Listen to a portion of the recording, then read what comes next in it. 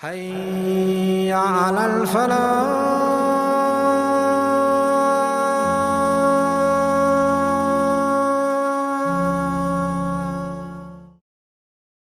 من الشيطان الرجيم. بسم الله الرحمن الرحيم. طه ما أنزلنا عليك القرآن لتشقى إلا تذكرة لمن يخشى تنزيلا ممن خلق الأرض والسماوات العلى الرحمن على العرش استوى له ما في السماوات وما في الأرض وما بينهما وما تحت الثرى وإن تجهر بالقول فإنه يعلم السر وأخفى الله لا إله إلا هو له الأسماء الحسنى. وهل أتاك حديث موسى إذ رأى نارا فقال لأهلهم كثوا إني آنست نارا لعلي آتيكم منها بقبس أو أجد على النار هدى فلما أتاها نودي يا موسى إني أنا ربك فاخلع نعليك إنك بالوادي المقدس طوى وأنا اخترتك فاستمع لما يوحى إنني أنا الله لا إله إلا أنا فاعبدني وأقم الصلاة لذكري إن الساعة آتية أكاد أخفيها لتجزى كل نفس بما تسعى. صدق اللہ العظیم. محترم خواتین و حضرات، ابھی آپ لوگوں کے سامنے سورہ طٰہٰ کی ابتدائی 15 آیات کی تلاوت کی گئی، اور یہ میں کیوں تلاوت کیا ہوں یہ انشاءاللہ پروگرام کے آخر میں آپ کو بات خود سمجھ میں آ جائے گی. آج ہم انشاءاللہ سلسلے وار سیرت النبی کا 5واں بیان شروع کرنے جا رہے ہیں. اس سے قبل ہم جو کچھ بھی سیکھے ہیں اس کا ہم اعادہ کر لیتے ہیں کہ محمد صلی اللہ علیہ وسلم کی پیدائش 571 عیسوی میں ہوئی. پھر محمد صلی اللہ علیہ وسلم بچپنا مکے میں گزارے. پھر ایک بیان ہمارا ہوا تھا محمد صلی اللہ علیہ وسلم کے شادی، تجارت، اور پھر زید بن حارثہ رضی اللہ تعالیٰ عنہ کا جو واقعہ پیش آیا تھا. 40 سال کے جب محمد صلی اللہ علیہ وسلم ہوئے تو اللہ تبارک و تعالیٰ نے نبوت کا اظہار کر دیا، اور وہ اس طرح سے کہ محمد صلی اللہ علیہ وسلم غار حرا میں تھے. جبریل علیہ السلام سورہ الگ کی ابتدائی 5 آیات لے کر کے آئے. اب بولے پڑھو تو محمد صلی اللہ علیہ وسلم بولے میں پڑھا ہوا نہیں ہوں، تو 3 مرتبہ کے بعد خود پڑھا دیے اور پڑھ کر کے آئے، اور سب سے پہلے جو کلوز سرکل تھا ان سے شیئر کی. تو سب سے پہلے جو ایمان لائیں وہ حضرت خدیجہ رضی اللہ تعالی عنہ، محمد صلی اللہ علیہ وسلم کی سب سے پیاری چہیتی بیوی. پھر دوسرے نمبر پر حضرت علی رضی اللہ تعالیٰ عنہ جو چچیرے بھائی بھی تھے اور محمد صلی اللہ علیہ وسلم کے گارجن شپ میں بھی تھے. اور تیسرے نمبر پر زید بن حارثہ رضی اللہ تعالیٰ عنہ جو محمد صلی اللہ علیہ وسلم کے غلام تھے، لیکن محمد صلی اللہ علیہ وسلم نے ان کو آزاد کر کے بیٹا بنا لیا تھا. اور چوتھے نمبر پر سب سے فاسٹ فرینڈ جو محمد صلی اللہ علیہ وسلم کے تھے ابو بکر صدیق رضی اللہ تعالیٰ. تو اس طرح سے شروعات میں چیمے گوئیاں بھی ہو گئی، اور پھر اللہ تبارک و تعالیٰ ایک ایک عظیم انسان کو محمد صلی اللہ علیہ وسلم کے جھولی میں دیتا بھی چلا گیا. اب یہاں سے پتہ چلتا ہے کہ محمد صلی اللہ علیہ وسلم کا لائن آف ایکشن کیا تھا، اور پھر کفار قریش کی طرف سے ریئیکشن کیسا تھا. تو یہ پچھلے درس میں ہم اجمالی گفتگو کیے تھے، 5:90 تک ہم پہنچے تھے. اس کا ہم اعادہ کر لیتے ہیں کہ محمد صلی اللہ علیہ وسلم کو لائن آف ایکشن ایسا دیا گیا کہ نبوت کا اظہار ہو گیا. محمد صلی اللہ علیہ وسلم نے کلوز سرکل کو بات کے، لیکن یہ اتنی بڑی بات تھی کہ یہ بات دبنے والی نہیں تھی، لہذا پرسن ٹو پرسن یہ بات پھیل گئی. تو سب لوگوں کو تعجب ہوا کہ یہ نبی کیسے بن سکتے ہیں. یہ کوئی جن وغیرہ آیا ہوگا غار حرا میں پہاڑ کے اوپر ہے، تو اس کے وجہ سے جو ہے اس کو جو ہے یہ فرشتہ سمجھ لیے، تو لوگ جو ہے اس کو لائٹلی مذاق میں اڑانے کی کوشش کی۔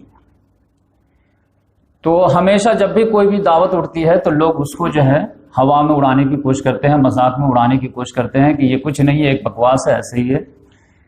تو محمد صلی اللہ علیہ وسلم کی دعوت کو 4 لفظ کے ذریعے سے، 4 برے القاب کے ذریعے سے دعوت کو کرش کرنے کی کوشش کی گئی کہ اس کو چٹکی میں اڑا دیا جائے۔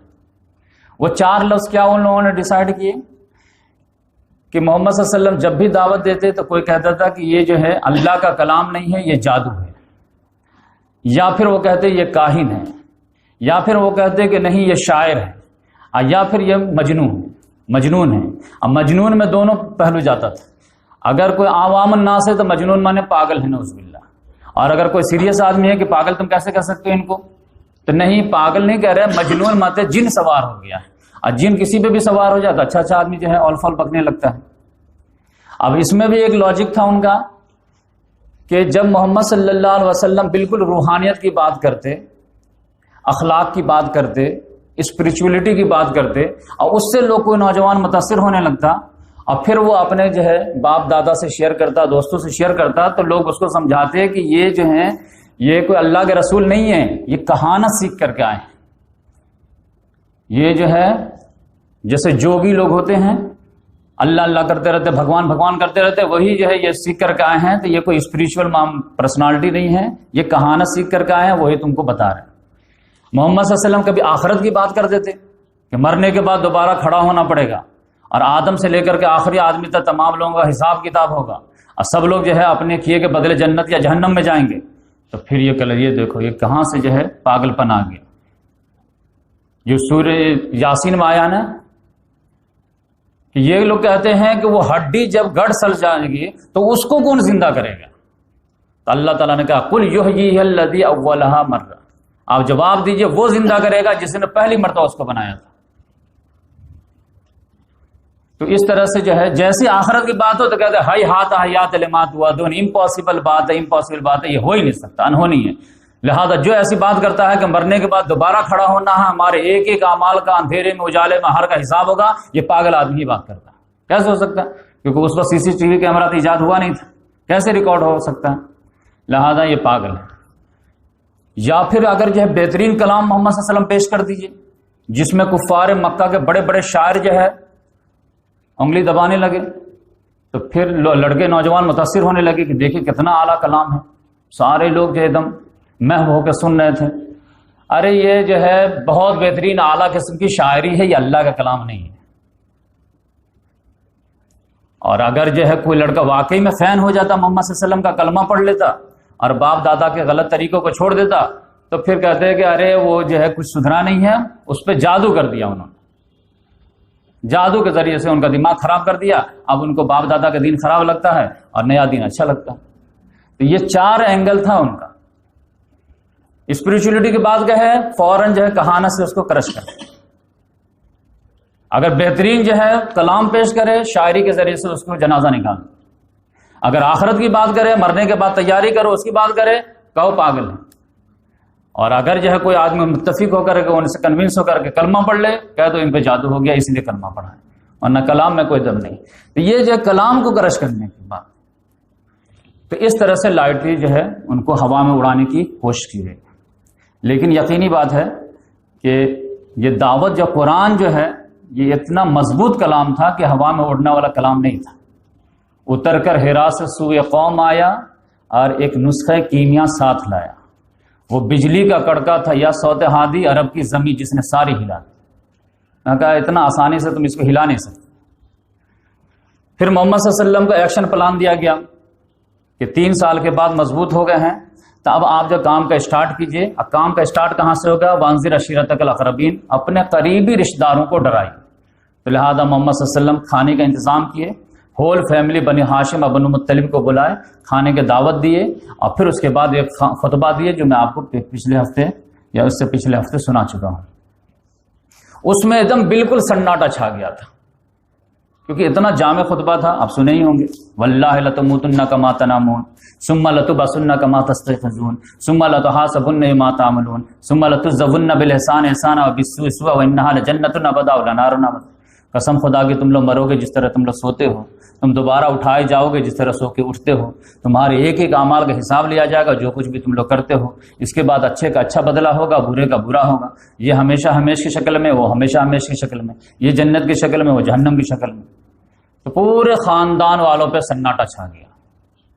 پھر محمد صلی اللہ علیہ وسلم نے لگا کہ اثر ہوا ہے، تو اب کون ہمارے مشن میں ساتھ دے گا، خاندان میں سے ہاتھ اٹھائے، لیکن کوئی جو ہے نہ ہاتھ اٹھانے کے لیے تیار نہ سر اٹھانے کے لیے تیار۔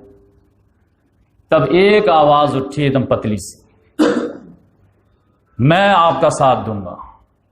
لوگ پیچھے مڑ کے دیکھے تو سب کے کہا نکل، سب اتنے زور سے ہنسے، کیونکہ پیچھے مڑ کے دیکھے تو وہ کون تھے؟ علی رضی اللہ تعالیٰ نے، جو 11 سال کے تھے۔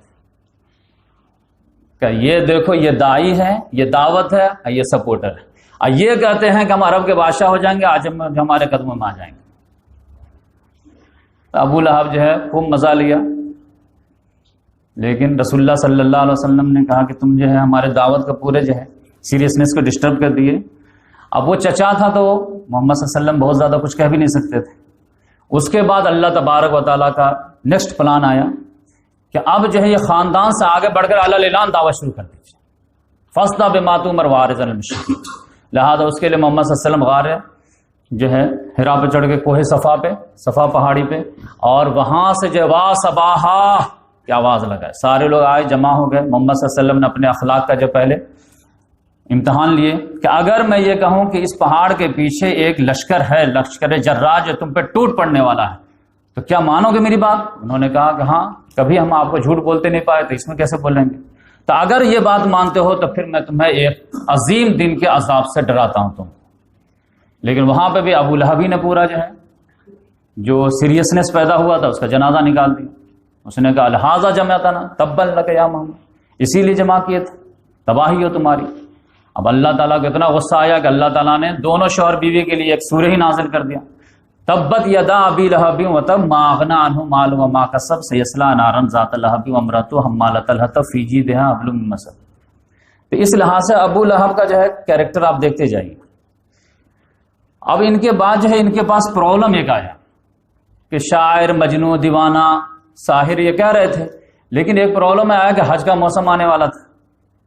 اب حج میں تو مختلف جو ہے ایریے سے لوگ آئیں گے۔ اب کوئی کہے گا نہیں یہ پاگل ہیں، کوئی کہے نہیں یہ شاعر ہیں، کوئی کہے گا نہیں یہ مجنون ہیں، کوئی کہیں گے کچھ ہے، تو لوگ کنفیوز ہو جائے گا، بھائی ہم خود ہی جا کے مل لیتے ہیں۔ تو کہا نہیں پہلے میٹنگ کرو، تو میٹنگ کیا گیا۔ میٹنگ میں جو ہے ابو لہب کو سردار بنایا گیا، اور اس کے بعد جو ہے فیصلہ لیا گیا کہ ولید بن مغیرہ جو ہے جو بتائے گا وہ ہم اس پہ عمل کریں گے۔ تو کہا کہ مشورہ دو، تو کہا کہ ہم لوگ بولیں گے جادوگر ہے۔ اس نے کہا جادوگر نہیں ہے۔ کسی نے کہا کاہن ہے، کاہن بھی نہیں ہے۔ کسی نے کہا شاعر ہے، شاعر بھی نہیں ہے۔ تو آپ ہی بتائیے کیا ہے پھر؟ تو بولے کہ بھائی کہیں پہ بھی انگلی رکھنے کے جو ہے گنجائش نہیں ہے محمد صلی اللہ علیہ وسلم کے سیرت و کردار میں، کیا بولے ہم، لیکن قریب قریب اگر بول سکتے ہو تو یہ ہم لوگ فیصلہ کرتے ہیں کہ یہ جادوگر ہے۔ لہذا یہ سب لوگ حج کا موسم آتے ہی مکے کے اطراف شہر میں انٹری کے لیے جتنے بھی جو ہے دروازے راستے تھے سب پر یہ لوگ بیٹھ گئے، اور جو بھی حج عمرہ کے لیے آنے والے لوگ تھے سب کو بتاتے تھے کہاں جا رہے ہیں حج کے لیے، جائیے اچھے سے حج کیجیے، عمرہ کیجیے، جو کرنا کیجیے، ایک آدمی سے مت ملیے گا، ان کا نام ہے محمد بن عبداللہ۔ کیا بات ہے بھائی، ان سے کیوں نہیں ملائیں گے؟ نہیں، ان کی بات کوئی سنتا ہے تو جادو ہو جاتا ہے، اس کو باپ دادا کے دین خراب لگنے لگتا ہے، ان سے مت ملے گا۔ اب بہتر ہے یہیں سے کان میں روئی ٹھوس لی، کہ میں بھی ہو سکتا ہے کہ وہ آپ تو نہ جائیں لیکن وہ جو حرم میں نماز پڑھنے زور زور سے قرأت شروع کر دیں، آپ کے کان میں آ جائے تو اڑتی پڑتی بھی خبر آ جائے گی، تو ہو سکتا ہے کہ اس سے آپ متاثر ہو جائیں گے۔ تو اس لحاظ سے جو ہے بہت سارے لوگ تو کان میں روئی ٹھوس لیتے تھے۔ تو اس طرح سے ان لوگوں نے ایک فیصلہ کیا کہ ہم لوگ جو ہے جب تک حج کا زمانہ ہے تب تک جو ہے جس کے منہ میں جو آئے وہ نہیں بکیں گے، صرف ایک ہی کاؤنٹر کریں، جادو جادو جادوگر جادوگر جادوگر، جیسے مسلمان terrorist terrorist terrorist, every Muslim are not terrorist but every terrorist is a Muslim, یہ تو کم سے کم بولو تاکہ دماغ میں بیٹھ جائے پوری دنیا میں۔ تو اس لحاظ سے جادوگر جادوگر جادوگر سے ٹھیک ہے۔ اب اس کے بعد جو ہے کفار مکہ نے جو ہے اس کو کاؤنٹر کیسے کیا، کیونکہ محمد صلی اللہ علیہ وسلم تو فل فلیج دعوت کا جو ہے لانچ کر دیے. اب صحابہ کرام لگ گئے، ابو بکر صدیق رضی اللہ عنہ رات دن لگ گئے، ایک ایک کر کے جب بلال رضی اللہ تعالیٰ عنہ غلاموں میں لگ گئے، اور یہ بہترین شرفا میں لگ گئے، اور ڈیلی ایک نہ ایک لا کر کے دے دیتے تھے محمد. آج عثمان رضی اللہ ایمان کو بول گئے، آج حضرت زبیر رضی اللہ تعالیٰ، سعد بن وقاص رضی اللہ تعالیٰ، ایک نہ ایک آ جا رہا تھا، اور ان کی جو مجلس کم ہوتی چلی جا رہی تھی. تو اب کہا گیا کہ بھائی کاؤنٹر کرنا کیسے کریں. تو پہلے تو کہا گیا کہ بھائی مذاق میں اڑایا جائے، تو مذاق میں تو چار چار جو برے نام رکھے گئے، لیکن اس سے کچھ فرق نہیں پڑا. پھر منہ در منہ آ کر کے لوگوں کے سامنے چڑھاتے تھے. وقالوا یا ایھا الذی نزل علیہ الذکر انک لمجنون. خطاب کرتے ہیں وہ شخص جس کو جنون سوار ہو گیا ہے، جس کا گمان ہے کہ اس پر ذکر نازل ہو رہا ہے، ہم لوگ یہ سمجھتے ہیں کہ تم پاگل ہو گئے. نعوذ باللہ، ایسے کہتے تھے. واجب انجام منذر منہم فقال الکافرون ھذا ساحر کذاب. کاذب نہیں، کذاب، بہت جھوٹ بولنے والا. ان لوگوں کو تعجب ہے کہ انہی میں سے ایک ڈرانے والا آ گیا. کافر لوگ تو کہتے ہیں نہیں یہ تو جھوٹا ہے، جادوگر. اور پھر محمد صلی اللہ علیہ وسلم کے گرد جو ہے، جو شروع میں ایمان لانے والے تھے، وہ چند نوجوان تھے، غلام تھے. تو پھر جو ہے یہ لوگ جو ہے گزرتے تھے تو کمنٹ پاس کرتے تھے، ہؤلاء من اللہ علیہم من بیننا. اچھا یہ لوگ ہیں ہمارے جو ہے سوسائٹی کے جن پر اللہ کا احسان ہوا ہے، ان کے ذریعے سے جو ہے کسرا فتح ہوگا اور کیسر جو ہے زیر ہوگا. تو اس طرح سے جو ہے کمنٹ پاس کرتے تھے. لیکن دعوت محمد صلی اللہ علیہ وسلم سائلنٹلی جاری رکھے ہوئے تھے.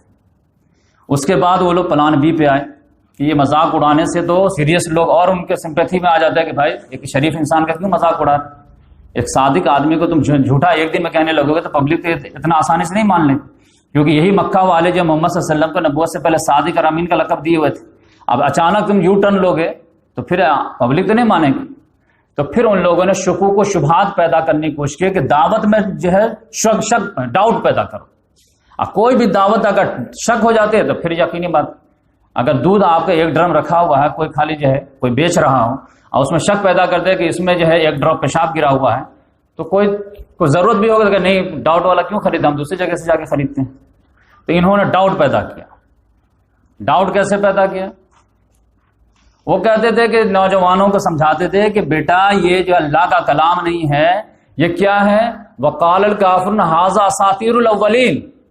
یہ پہلے لوگوں کے قصے کہانیاں ہیں، افسانے ہیں، افسانہ سناتا رہتا. دیکھو کیا سناتا ہے، نوح علیہ السلام، ہود علیہ السلام، صالح علیہ السلام، موسیٰ علیہ السلام، عیسیٰ علیہ السلام، انہی کے قصے کہانی سناتے رہتے ہیں. یہ پچھلوں کی کہانیاں ہیں اور کچھ نہیں ہے، نتھنگ ایلس.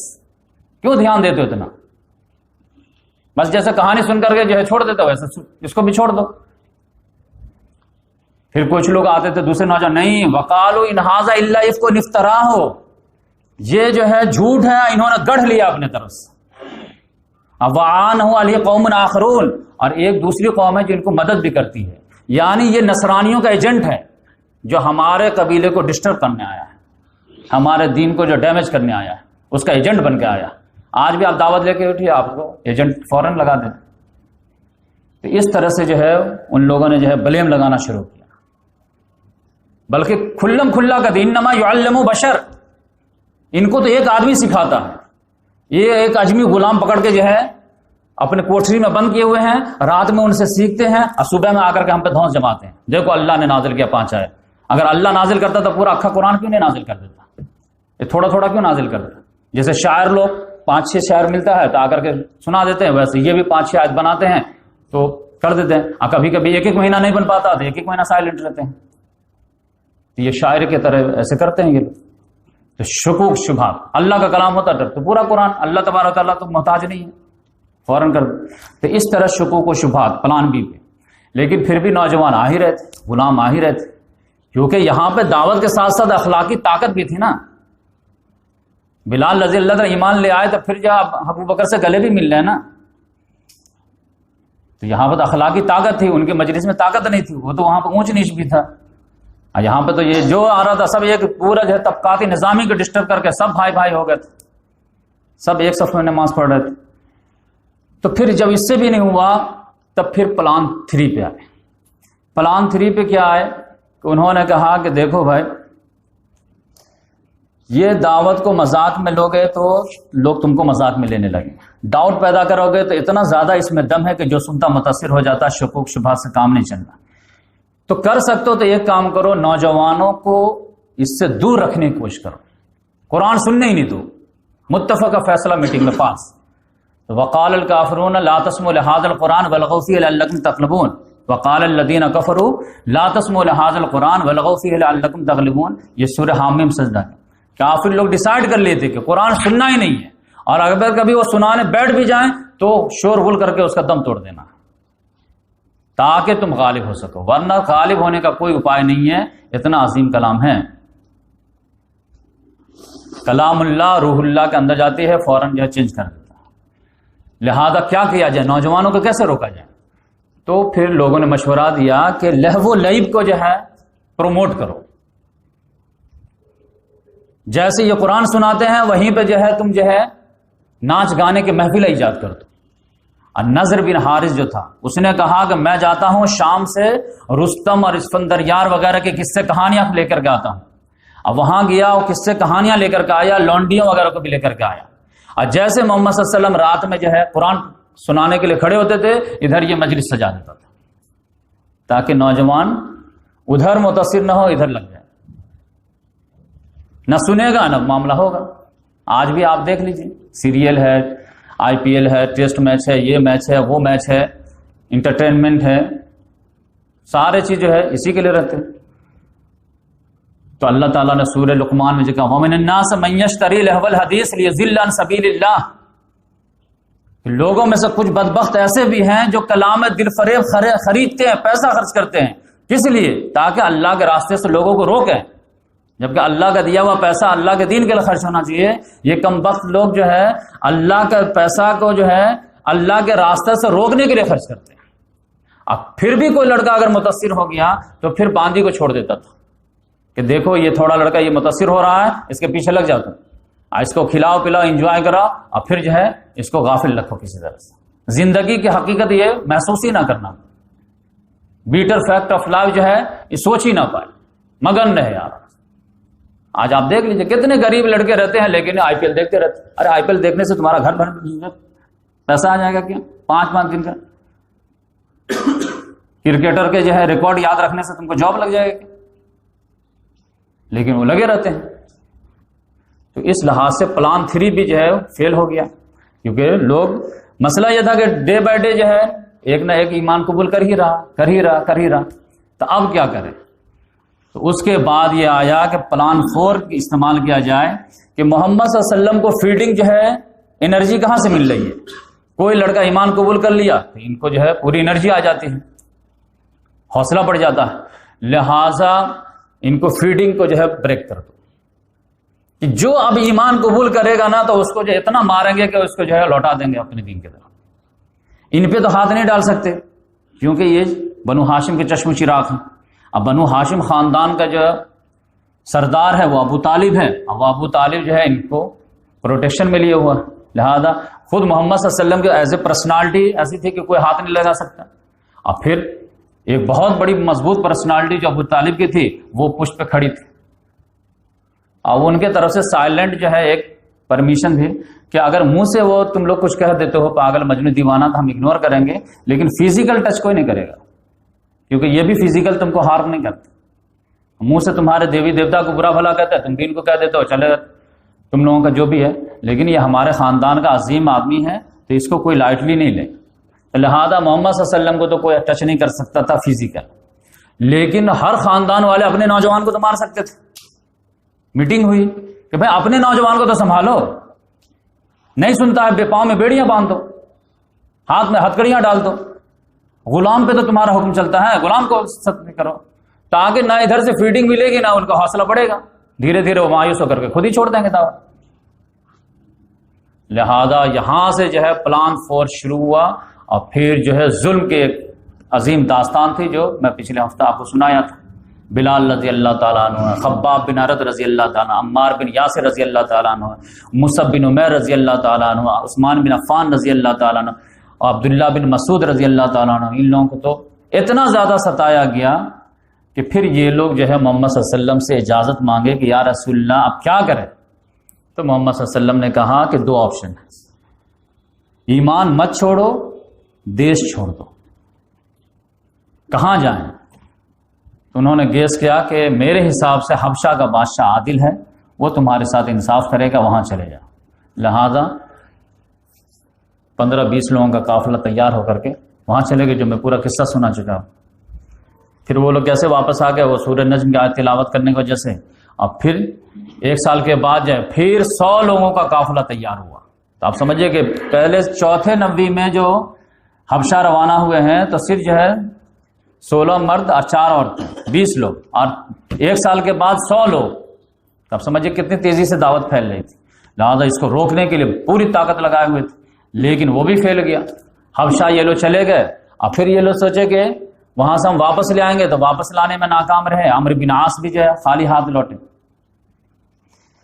اس کے بعد یہ لوگ جو ہے پلان B5 پہ آئے کہ مذاق اڑانے سے بھی کام نہیں چلا، ڈاؤٹ پیدا کرنے سے بھی کام نہیں چلا، پھر اس کے بعد جو ہے نوجوانوں کو غفلت کا شکار کرنے میں بھی کامیابی نہیں ملی، اور جو ان کے ساتھی تھے ان پہ ظلم زیادتی کرنے سے بھی بعض جو ہے ان لوگ کو روک نہیں پائے۔ تو اب 5واں نمبر آیا کہ پلان 5 پہ آیا جائے۔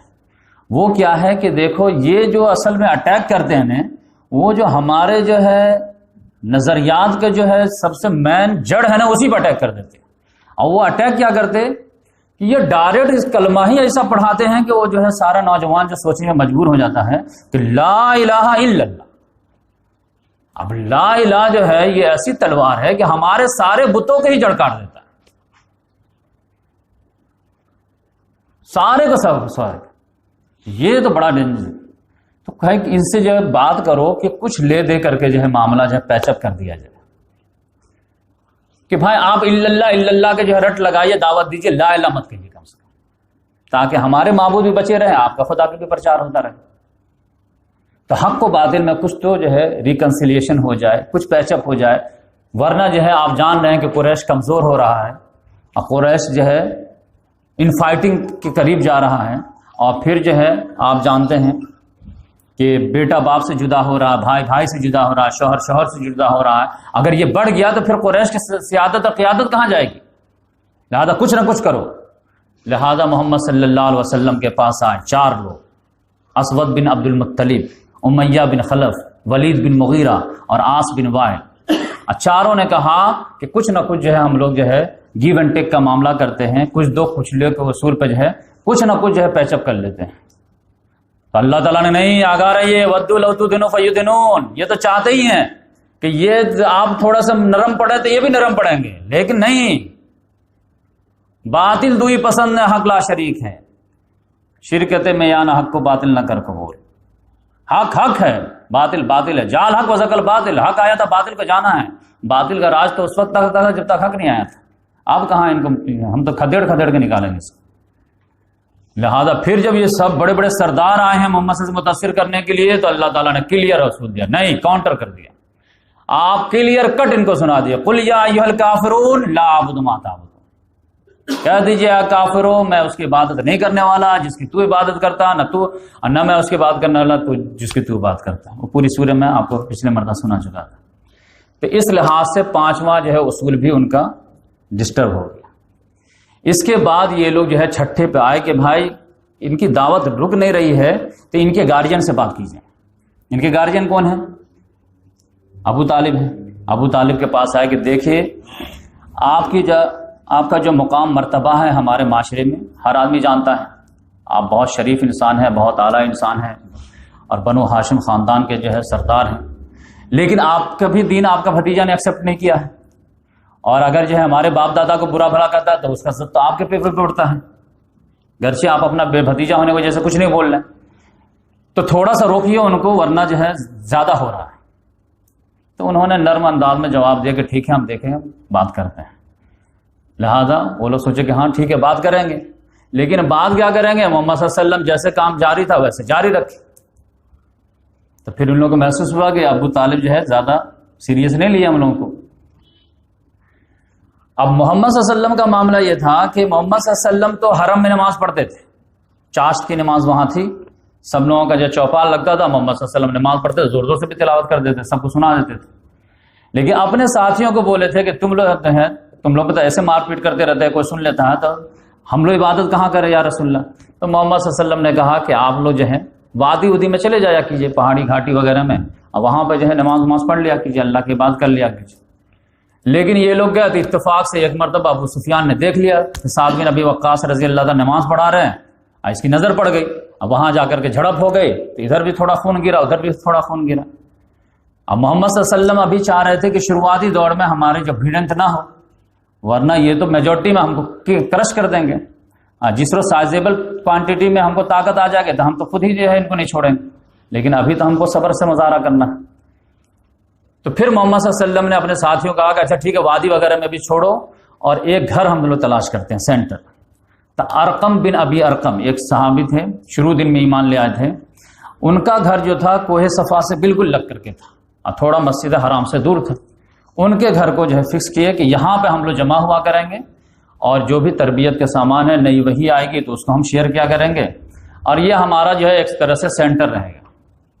تو دار ارقم کو محمد صلی اللہ علیہ وسلم نے چوتھے ہجری میں ایک سینٹر بنا لیا، اور یہاں جو تربیت کرتے تھے اور پھر پرسن ٹو پرسن جو ہے دعوت صحابہ کرام سارے لوگ پھیلاتے تھے۔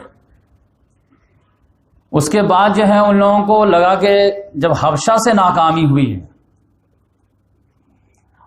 تب جو ہے دوبارہ پھر جو ابو طالب کے دربار میں سب آئے ہیں، اور اس بار آئے ہیں تو اس بار دھمکی کے انداز میں آئے ہیں۔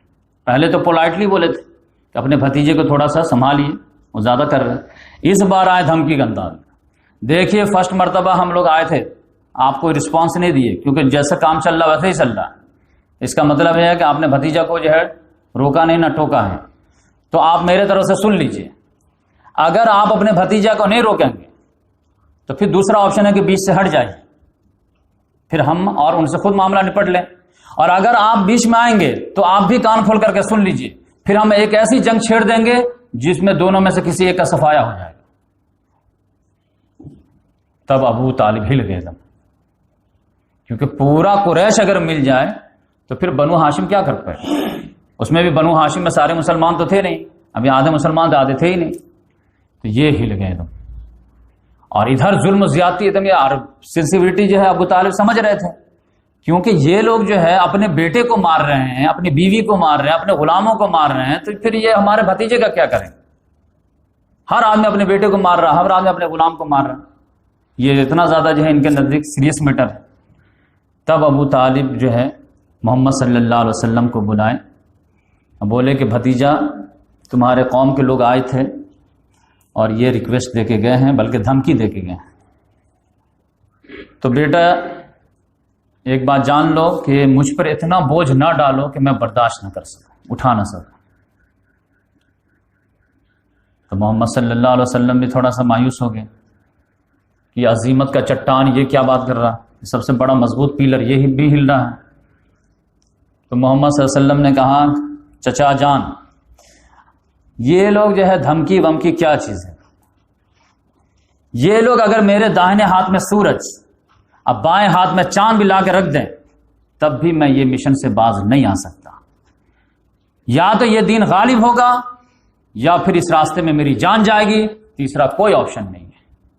کہہ دیجئے جو کرنا کرے، اور آپ بھی نہیں ساتھ دینا چاہتے مت دیجیے، ہم آپ کے بھروسے تو دعوت کھڑا نہیں کی، ہم تو اللہ کے بھروسے کی۔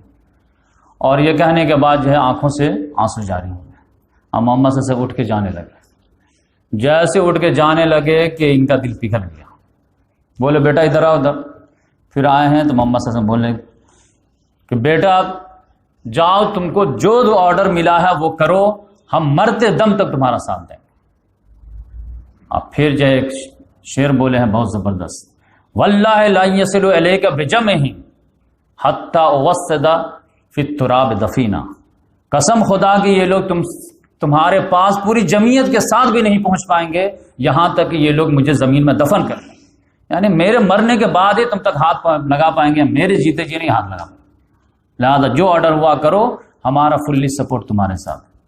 تو محمد صلی اللہ علیہ وسلم کو حوصلہ بڑھا کہ ایک جو فیلر لڑکھڑا رہا تھا اس کو میں نے ٹھیک کر لیا۔ اب اس کے بعد جو ہے جب معاملہ جو ہے اور گرم ہوا کہ پھر ایک مرتبہ ابو طالب کے پاس اور ہے کہ یہ لگتا ہے کہ جو ہے اپنے بھتیجے کو جو بچپن سے پالے پوسے ہیں، لیکن بھتیجے نے جو ہے فائدہ پہنچایا نہیں چچے کو، اور اب جو ہے تو کمائی بھی نہیں کرتے ہیں، خالی دین کرتے رہتے ہیں۔ دین ان کو پسند ہے، دین پسند رہتا تو قبول کیے ہوتے، تو ہو سکتا ہے کہ بھتیجے سے نہ چاہتے ہوئے جو ہے جھیل لے ہوں، تو ایسا کرتے ہیں ان کو ایک آفر دیتے ہیں۔ آفر کیا دیے؟ یہ لوگ میٹنگ پاس کیے، ولید بن مغیرہ جو خالد بن ولید کے والد تھے، ان کو بولے کہ دیکھیے آپ کو 10 بیٹے ہیں، آپ ایک بیٹے کی قربانی دیجیے۔ کہا کیا دینا ہے؟ تو ہمارا جو بیٹا ہے آپ کا، اس کو ہم لوگ لے کے جاتے ہیں اور اس کے بدلے اس کو ایکسچینج کر لیتے ہیں اور پھر اس کو قتل کر دیں گے۔ تو ولید بن مغیرہ اتنا زیادہ یہ سب ڈیووٹڈ تھے کہ تیار ہو گیا، اور پھر امارہ کو لے کر کے آئے، بولے ابو طالب ایک چانس اور ہے، تھوڑا ایک میٹنگ اور ہو جائے۔ کہا کیا ہے میٹنگ؟ دیکھیے جو معاملہ ہے وہ آپ کے سامنے ہے، اور آپ جو ہے کوئی بھی ہمارا مشورہ قبول کر نہیں رہے، تو اب یہ لاسٹ چانس ہم لے کر کے آئے ہیں۔ کیا ہے؟ یہ امارہ بن ولید ہے، یہ سب سے زیادہ خوبصورت ہے، بانکا کڑیل جوان ہے۔ ہم لوگوں کی درخواست یہ ہے کہ اس کو آپ لے لیجیے، اس کی دیت آپ کی دیت، اس کی کمائی آپ کی کمائی، اور اس کے بدلے میں آپ اپنا بھتیجا دے دیجیے تاکہ ہم اس کو قتل کر کے ہمارا معاملہ ختم ہو جائے۔ ابو طالب نے کہا کہ پورے مکے میں سب سے بڑا بے وقوف میں ہی ہوں کیا؟ اور کوئی ملا نہیں تم کو بے وقوف؟ کا کیا مطلب؟ اچھا تم یہ چاہتے ہو کہ تمہارے بیٹے کو میں لے لوں تاکہ اس کو کھلاؤں پلاؤں پوسوں پالوں، اب میں اپنا بیٹا تم کو دے دوں تاکہ تم اس کو قتل کر دو؟ کتنا اچھا تم انصاف کر رہے ہو۔ تو مطعم بن عدی وہیں موجود تھا، کہا ابو طالب تمہاری قوم نے تمہارے ساتھ انصاف کی بات کی ہے، لیکن ابو طالب نے کہا نہیں، قسم خدا کہ دنیا کا سب سے بڑا انجسٹ معاملہ ہے کہ دوسرے کے بچے کو میں کھلاؤں پلاؤں، اب میرا بچہ تمہارے حوالے کر تم اس کو قتل کر دو۔ یہ کوئی باپ جو ہے بھکاری باپ بھی ایسا نہیں کرے گا، ہمارے جیسا غیرت باپ کرے گا۔ چلو یہ گیٹ آؤٹ، فوراً منہ لٹکا کے سب واپس آئے۔ اب جب تینوں معاملہ جو ہے فیل ہو گیا ان کا، تب جو ہے یہ لوگ سوچے کہ اب تو سیریس معاملہ ہے، کچھ کرنا پڑے گا، کیونکہ یہ لوگ جو ہے حبشہ میں بھی جو ہے پورے کو لے کے نہیں آ پائے، تو مسلمانوں سے تو پورا مکہ خالی پڑ گیا تھا، اب سیدھا لوگ جو ہے یہاں پر رہ گئے تھے۔ ابو بکر صدیق رضی اللہ تعالیٰ عنہ، محمد صلی اللہ علیہ وسلم ہیں، اور تھوڑے سے جو ہے اچھے کوالٹی کے لوگ تھے۔ تب ان لوگوں نے جو ہے مایوسی کے بالکل فضا قائم تھی۔ محمد صلی اللہ علیہ وسلم بھی ادھر پریشر میں تھے، ادھر بھی یہ لوگ بھی پریشر میں تھے کہ ادھر ہم کو تو ناکامی ہوئی ہے۔ کچھ ہی دن سائلنٹ گزرا ہے کہ صحابہ کرام کو یہ ناگوار گزرا کہ سائلنٹ کیوں گزر رہا، کیونکہ اصل مشن جو ہے وہ تو ہمارا ہے۔ یہ بات سمجھ لیجئے، دنیا کی سب سے قیمتی بات میں بتا رہا ہوں کہ یہ کنفلکٹ کا جو آغاز ہوتا ہے نا، وہ حق کے علمبردار کرتے ہیں۔ ہمارے یہاں سب سے بڑی بدقسمتی یہ ہے کہ ہم صرف ایکشن کا ریئیکشن دیتے ہیں، جبکہ حق کا علمبردار خود بڑھ کر کے باطل کو چیلنج کرتا ہے۔ نوح علیہ السلام خود جو چیلنج کیے، ابراہیم علیہ السلام خود چیلنج کیے، محمد صلی اللہ علیہ وسلم خود چیلنج کیے، موسیٰ علیہ السلام خود چیلنج کیے، نمرود نہیں آیا ان کے گھر پہ، کیونکہ ایک تالاب ہے، اس میں پانی بالکل سکون سے ہے، ہر آدمی اپنی قسمت پہ راضی ہے، ٹھیک ہے غلام پیدا ہوئے ہیں غلام ہیں، غریب پیدا ہوئے ہیں غریب ہیں، جو پیدا ہوئے ہیں، لیکن آپ کھڑے ہوئے، غلامی غلط، یہ مورتی پوجا غلط، تو یہ سائلنٹ تالاب میں پتھر کس نے پھینکا؟ آپ پھینکے نا، تو جب پتھر پھینکیں گے تو وہاں بھوچال آئے گا کہ نہیں آئے گا؟ تو اس لحاظ سے آپ سمجھیے کہ یہ حق کے علمبردار کی بڑی ذمہ داری رہتی ہے کہ وہ جو معاشرہ چل رہا ہے، اگر وہ ایکسپلائٹیٹیو ہے، جو ظالمانہ ہے، تو اس کو سیدھا کرنے کے لیے پہلے تو اقدام آپ کو کرنے پڑیں گے۔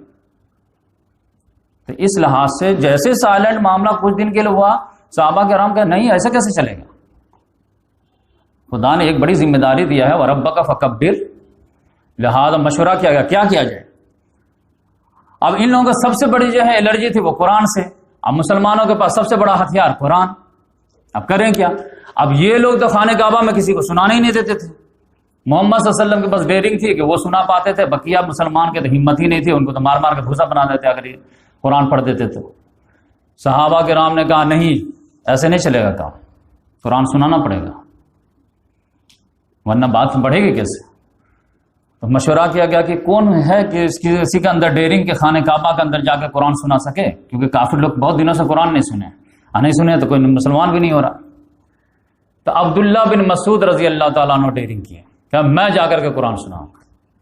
وہ جبکہ فل فلیج جو ہے قریش کے جو ہے سٹیزن بھی نہیں تھے، ام عبد تھے، ایک لونڈی کے بطن سے جو پیدا ہوتا ہے اس کو ام عبد بولتے ہیں۔ تو ان کے معاشرے میں کوئی نہیں، بکریاں چراتے رہتے تھے، بس ان کا کام یہی تھا، ہاف غلام۔ انہوں نے کہا کہ میں جو ہے سناؤں گا۔ لوگوں نے کہا ارے بھائی تمہارا تو کوئی خاندانی بیک گراؤنڈ بھی نہیں ہے، تم پر تو مار کر کے جو ہے ختم کر دیں گے، آپ مت سنائیے۔ میں کہا نہیں، قسم خدا کہ میں سناؤں گا۔ ٹھیک ہے آپ ڈیرنگ کریے۔ یہ گئے ہیں بھرے مجمع میں شروع کر دیے سورہ رحمان، الرحمن علم القرآن خلق الانسان علم البیان، اشدم دیوانہ انداز میں تو زور زور سے۔ ابو جہل وغیرہ بیٹھے ہی ہوا تھا دارالندوا، کیا آواز آ رہی ہے؟ قرآن کی آواز آ رہی۔ سب لوگ آئے اور ٹوٹ پڑے، اتنا مارے کہ جو ہے بالکل جو ہے لاغر کر دیا۔ سب اٹھا کے لائے۔ سب لوگ جو صحابہ کرام بولے کہ میں بولتا تھا آپ کو اسی وجہ سے کہ نہیں پڑھیے آپ جا کر۔ لیکن عبداللہ بن مسعود رضی اللہ عنہ نے کہا کہ آج یہ لوگ جتنے ذلیل میرے نگاہ میں ہوئے ہیں کبھی اس سے پہلے نہیں تھے۔ اب تم لوگ جو ہے مجھ کو ملامت کر رہے ہو، مجھے آرڈر دو تو کل بھی میں جا کے سناؤں گا۔ حق کے راستے میں مار کھانے کا بھی مزہ الگ ہے۔ پھر اس کے بعد محمد صلی اللہ علیہ وسلم کا ہاتھ ڈالنا شروع کر دیے، وربل پرسیکیوشن سے فزیکل پہ آنا شروع ہو گیا۔ اس سے جو پہلے جو ایموشنل بھی بلیک میل کیے۔ ایموشنل میں آپ جانتے ہیں کہ ابو لہب جو ہے سب سے پیچھے تھا۔ محمد صلی اللہ علیہ وسلم جیسے کسی قافلے والے سے ملتے تھے یہ پیچھے آتا تھا، نہیں انہو صابئون کذاب، اس کی بات مت سننا، یہ بے دین ہو گیا، جھوٹا ہے۔ اور محمد صلی اللہ علیہ وسلم کی 2 بیٹیوں کو جو ہے ابو لہب کے 2 بیٹوں نے جو ہے طلاق دی ہے۔ ام کلثوم اور رقیہ کی شادی ابو لہب کے 2 بیٹوں سے ہو گئی تھی، بس رخصتی بات کی تھی، عتبہ اور عتیبہ، اور دونوں نے جو ہے بدتمیزی کے انداز میں دونوں نے طلاق دیا کہ اگر یہ مشن سے نہیں واپس ہوتے تو ہمارا طلاق، لے جاؤ اپنی بچی۔ آپ سمجھئے کہ ایک باپ کے لیے ایک بیٹی کا طلاق کتنا زیادہ دکھ کی بات ہے۔ اور اسی عتیبہ کے بارے میں آتا ہے کہ جب وہ جو ہے آپس سے باہر ہو گیا اور اس کا صبر کا پیمانہ لبریز ہو گیا، جھجھنا گیا، تو ایک مرتبہ محمد صلی اللہ علیہ وسلم کا کرتا پکڑ لیا، اب بدتمیزی کے انداز میں جو ہے ستانے لگا، اور اس نے تھوک بھی پھینکا لیکن تھوک پڑا نہیں۔ کہا کہ جو ہے والنجم اذا ہوا کا ہم جو انکار کرتے ہیں، ثم دنا فتدلی کا بھی انکار کرتے ہیں۔ تو محمد صلی اللہ علیہ وسلم کو بہت غصہ آیا، تو محمد صلی اللہ علیہ وسلم نے جو ہے اللہ تعالیٰ سے دعا کی، اللہم سلط علیہم کلبا من کلابک، اللہ تعالیٰ اپنے کتوں میں سے کتا اس کو مسلط کر دے۔ اور اس کا ہوا انجام۔ یہ آدمی ایک مرتبہ سفر کے لیے شام جا رہا تھا پورے قریش کے قافلوں کے ساتھ، الزرقہ نامی مقام پہ پڑاؤ کیا، اور وہاں پہ جو ہے جب یہ لوگ شام کے وقت میں پڑاؤ کیے تو ایک شیر اس کو دکھائی دیا جنگل میں، تو اس نے وہیں سے چیخ مارنی شروع کی، قسم خدا کہ یہ شیر مجھے کھا جائے گا، ہائے ہماری بدبختی، اور یہ تو وہی مارا ہم کو، یہ وہ شیر ہے۔ لوگوں نے کہا کچھ نہیں ہوگا، ہم لوگ جو تم کو باڑ بنا دیتے ہیں، سب سے بیچ میں تم کو سلائیں گے، کنارے کنارے ہم لوگ سو جائیں گے، اور کنارے کنارے اونٹ جو ہے گھوڑے کو باندھ دیں گے، شیر آ ہی نہیں پائے گا۔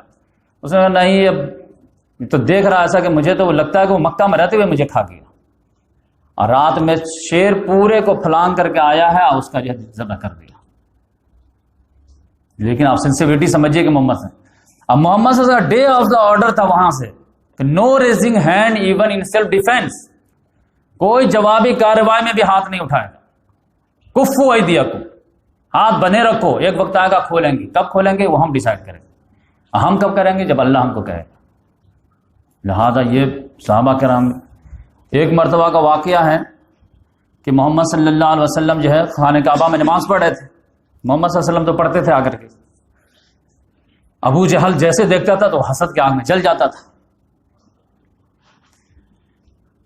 اور یہ جو ہے ایک مرتبہ کی بات ہے کہ حضرت عمر رضی اللہ تعالیٰ عنہ جب ابھی ایمان نہیں لائے تھے تو اس میں جو ہے ایک مرتبہ وہ جو ہے باتوں میں بات کلیئر ہو، کیونکہ یہ بنو مخزوم قبیلے سے تھا۔ اس نے کہا کہ تم تو کلام سنے ہو، کہاں کلام سنے. تو کلام نہیں لگتا کہ یہ اللہ کا کلام ہے. کہا دیکھو اللہ کا کلام وغیرہ بات الگ ہے، معاملہ ہمارا اس کا جو دشمنی کا ہے وہ کلام ماننے نہ ماننے کا ہے ہی. تو کیا معاملہ ہے؟ معاملہ سرداری کا ہے کہ جاہلیت کے زمانے سے ہی ہمارا ان کا ٹکر چلتا ہے گڈ ول کے لیے، کہ انہوں نے غریبوں کو کھانا کھلایا تو ہم نے ان سے بڑھ کے کھلایا، انہوں نے غریبوں کو کپڑا پہنایا تو ہم نے ان سے زیادہ پہنایا، انہوں نے حاجیوں کو پانی پلایا ہم نے ان سے زیادہ خدمت کی، یہاں تک کہ ہم لوگ بالکل برابر تھے. سیسا کی جنگ چل رہی تھی. اب اس نے کہا اس میں سے ایک آدمی کہ انا نبی، میں نبی ہوں. اب اس کے ماننے کے بعد بچے گا کیا؟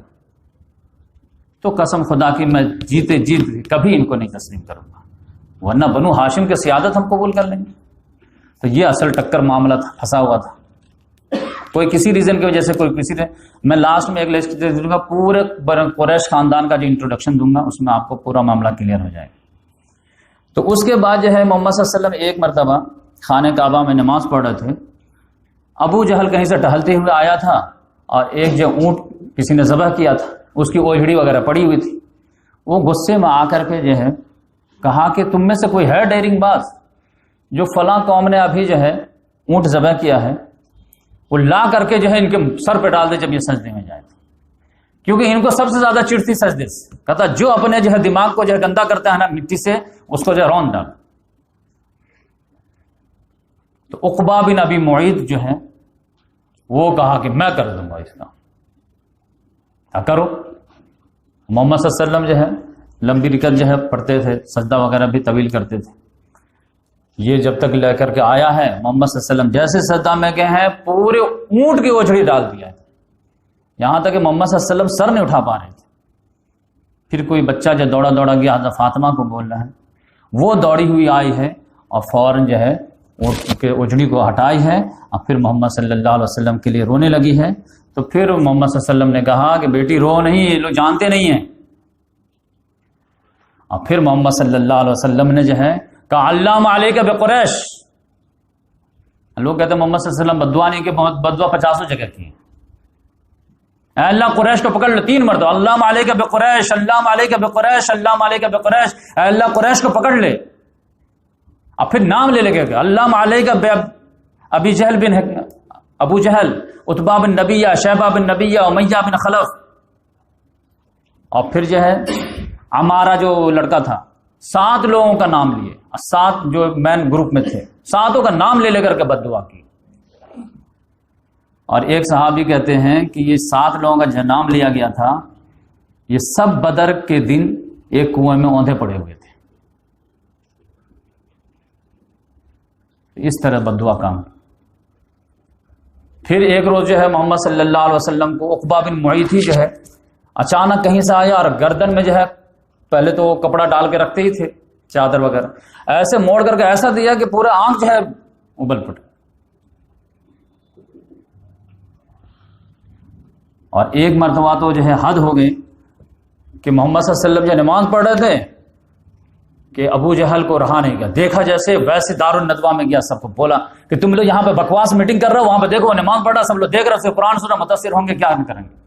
سب لوگ دیکھتے چلو. جیسے دوڑے سب لوگ، ابو بکر صدیق رضی اللہ تعالیٰ نے سمجھ گئے کہ معاملہ سیریس ہے اور فوراً ڈیفینس کے لیے آگے آ گیا.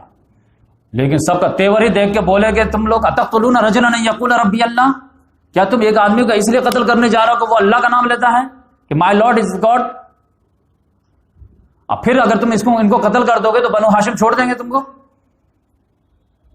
تو عتبہ بن ربیعہ نے کہا کہ پھر اگر یہی معاملے وجہ سے تو ہم ڈرتے ہیں، ہاتھ نہیں ڈالتے، ان کو چھوڑے ہوئے ہیں، تو تم ان کو کہو کہ یہاں پہ نماز نہ پڑھیں، اب بولو کہ گھر جا کے پڑھیں. ابو بکر صدیق رضی اللہ تعالیٰ نے کہا کہ ہم ان کو کیسے جا کے بول سکتے ہیں، وہ تو ہمارے رسول ہیں، وہ ہم کو جو بولتے ہیں ہم لوگ ان کو کرتے ہیں، تو ہم لوگوں کی ضرورت نہیں کہ ہم رسول کو جا کر کے اپنا مشورہ دیں. تو ابو جہل نے کہا تم سے بڑا جو ہے فسادی کوئی نہیں ہے، ہمارے سارے نوجوانوں کو تم نے خراب کیا ہے، تو پہلے تو تمہاری ٹھکائی کریں گے. اور پھر وہ جو ہے کوڑے سے برس پڑا اور عتبہ بن ربیعہ نے تو پٹک کر کے جوتا سے جو ہے چہرے مبارک کو اتنا مارا کہ کان منہ سب پتہ ہے، ناک منہ سب پتہ ہی نہیں چلتا تھا کہاں ہے. اور مارتے مارتے جب اس کو یقین ہو گیا کہ یہ مر گیا ہے تب چھوڑ دیا. پھر ان کے خاندان والے بنو تیم والے آئے ہیں. اب بس جو ہے سمجھے کہ لاش کو جیسے جو ہے کپڑا میں لپیٹ کر اٹھا کے لے جاتے ہیں ویسے لے گئے ہیں. لیکن ان کی ماں نے کہا نہیں پہلے لاؤ, اور پھر جو ہے پنکھا انکھا جھلی ہے, کچھ بھی کی ہے, روئی ہے, چلائی ہے. تب کچھ دیر کے بعد جو ہے اچانک جو ہے کچھ حرکت ہوئی ہے. تب ان کو لگا نہیں زندہ ہے. تب پھر بیٹا بولو بولو کچھ بولو یہ وہ اس طرح سے جو ہے بولنے لگے. لیکن جیسے ہی بولنے کے جو ہے طاقت آئی ہے تو پہلا لفظ جو نکالے ہیں, کیونکہ ادھر پورے ان کے خاندان والے تو بدلہ لینے کی تیاری کر رہے تھے, بنو تیم والے, کیونکہ قبائلی سسٹم تھا تو تیاری کر رہے تھے کہ ابو جہل کو تو چھوڑیں گے نہیں, لیکن ابو جہل بہت مضبوط خاندان کا تھا, لیکن پھر بھی ہمارے خاندان والے کو مارا تو کیسے کچھ نہ کچھ تو کرنا پڑے گا, لیکن پہلے یہ ٹھیک ہو جائے اس کے بعد ہم کچھ کریں گے. لیکن جیسے ہی ان کی آنکھ کھلی ہے اب پہلا لفظ نکالا ہے تو کیا ہے, ما فعل بمحمد صلی اللہ علیہ وسلم, محمد صلی اللہ علیہ وسلم کے کیا حال ہے, انہوں نے محمد صلی اللہ علیہ وسلم کو کیا کیا. کیونکہ ہم تو ڈیفینس میں آئے تھے نا, تو ہم تو ٹھیک ہے بے ہوش ہو کے گر گئے, اس کے بعد ان کا کیا کیا اصل معاملہ یہ. سارے بنو تیم والے جھجلا کے چلے گئے کہ ہم تمہارے وجہ سے یہاں پرابلم میں ہے, تم کو کسی اور کی فکر پڑی ہوئی. انہوں نے کہا تم تو گیٹ آؤٹ, کوئی ہمدردی کی ضرورت نہیں. ماں کو کہا کہ سب کو بھگا دیجیے, سب بھگا. اس کے بعد جو ہے ماں کو بولے ہیں کہ نہیں ہے محمد صلی اللہ علیہ وسلم کیا حال ہے بتائیے. انہوں نے کہا بیٹا میں تو گھر میں تھی, مجھے کچھ پتا ہی نہیں کہ وہاں پہ کیا ہوا حرم میں.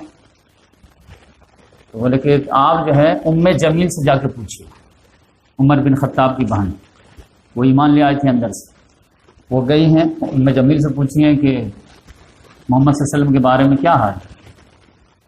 تو انہوں نے پہلے کہا کہ میں ابو بکر کو بھی نہیں جانتی, عمر خان جو ہے محمد کو بھی نہیں جانتی.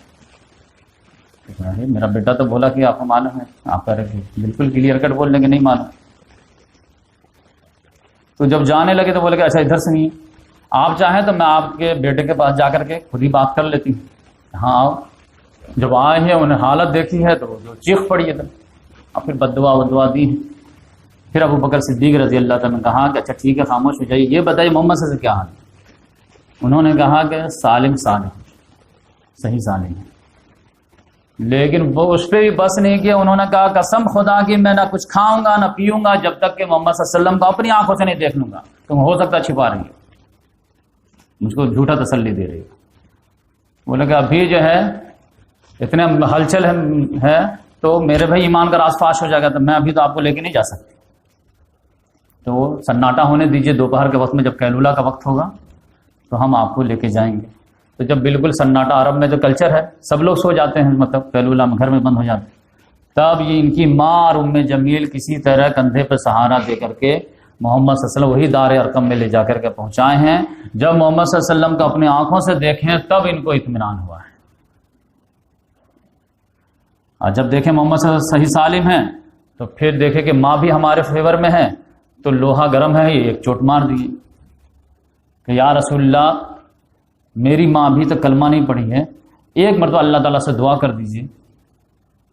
تو یہ جو میرے ساتھ خدمت کر رہی ہے اس کے توفیل میں ہو سکتا ہے کہ اللہ تعالیٰ ان کو ایمان کی توفیق دے دے اور میری ماں جہنم سے بچ جائے. وہ بیٹا کیا جو ماں کو جہنم سے نہ بچا سکے. تو محمد صلی اللہ علیہ وسلم نے دعا کے لیے ہاتھ اٹھائے, ادھر ہاتھ اٹھائے ہیں کہ وہ ماں کو بلا لیجیے. کانفیڈینس اتنا تھا.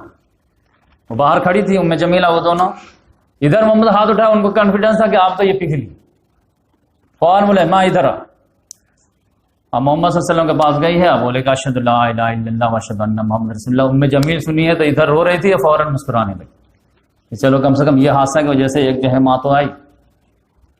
تو اصل ان کے سامنے صرف ایک ہی مشن تھا کہ اسلام پروموٹ ہونا چاہیے, چاہے ہماری جان بھی اس میں چلی جائے. تو اس طرح سے جو ہے آپ سمجھیے کہ پرسنل اٹیک آپ جو ہے چیدہ لوگوں پہ شروع ہو گیا تھا. لیکن میں وہی بتایا آپ کو کہ یہ قدرت کا ایک اصول ہے, ظلم پھر ظلم ہے, بڑھتا تو مٹ جاتا ہے, خون پھر خون ہے, ٹپکے گا تو جم جائے گا. اب جب محمد صلی اللہ علیہ وسلم میں فزیکل اٹیک ہونا شروع ہو گیا اور یہاں تک کہ اب قتل کی سازش ہونے لگی, یہاں تک اتنا زور سے دبایا جاتا ہے کہ آنکھ پھل جاتی ہے, اور جو ہے سجدے میں جاتے ہیں تو اوجھڑی ڈال دی جاتی ہے, اور حضرت ابو بکر کو اتنا مارا جاتا ہے کہ ان کو یقین ہو جاتا ہے کہ مر گئے, وہ تو اللہ نے بچا لیا ہے. تب اللہ تعالیٰ نے کہا اچھا ٹھیک ہے اب ہم تمہارے بھی ساتھ بیت کرتے ہیں. وہ معاملہ کیا ہوا کہ بالکل جو ہے ظلم اور طغیانی کا جو ہے زیادتی کا جو بادل چھایا ہوا تھا کہ ایک بجلی کڑکی. اب وہ بجلی کیا کڑکی حضرت حمزہ رضی اللہ تعالیٰ عنہ محمد صلی اللہ علیہ وسلم کی جھولی میں دے دیا. لو ظلم کرو گے تب جتنا بڑا ظلم اتنی بڑی پرسنالٹی کو میں ایمان کے توفیق دوں گا. کرو کیا. اس کا واقعہ کیا پیش آیا کہ ابو جہل جو ہے ایک مرتبہ گھوم رہا تھا صفا پہاڑی کے ادھر ادھر. محمد صلی اللہ علیہ وسلم کہیں بیٹھے ہوئے تھے, سوچ رہے ہوں گے کچھ.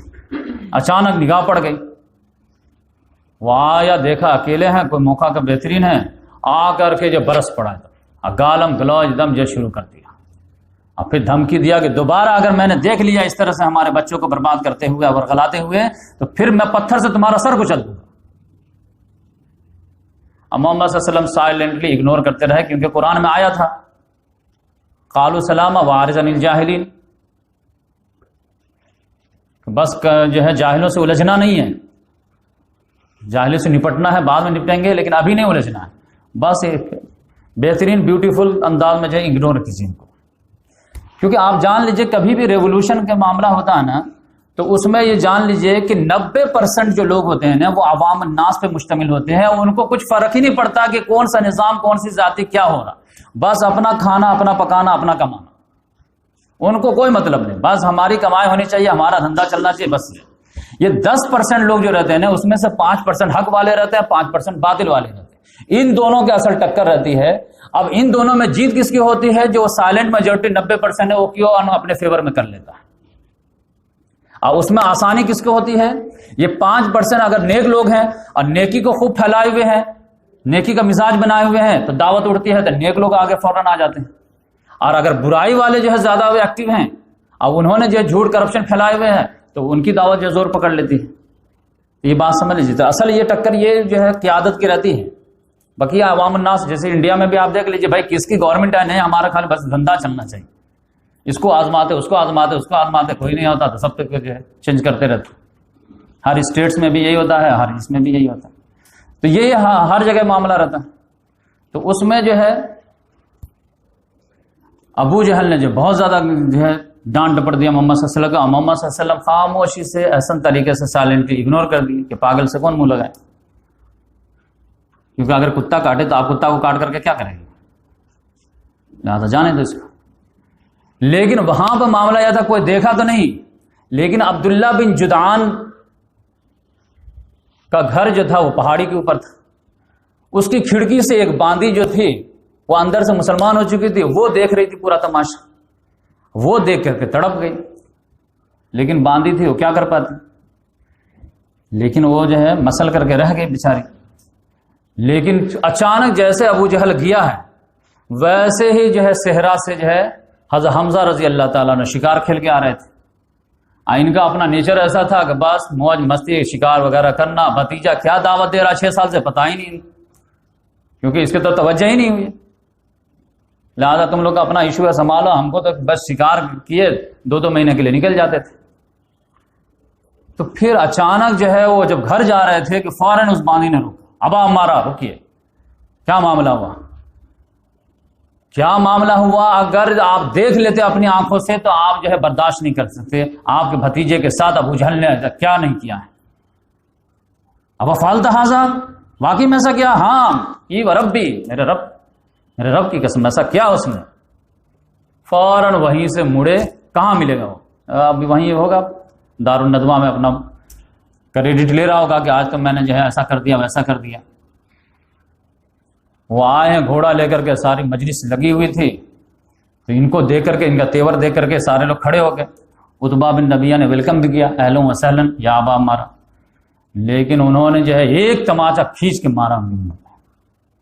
اب آج جگہ تھا کہ تیر کمان سے ایک مارا ان کے, اور پھر انہوں نے کہا اتشتم ابن اخی وانا علی دینی, میرے بھتیجے کو گالی دیتا ہے جبکہ میں اس کے دین پہ ہوں, ہے مر تو میرے ساتھ مقابلہ کر.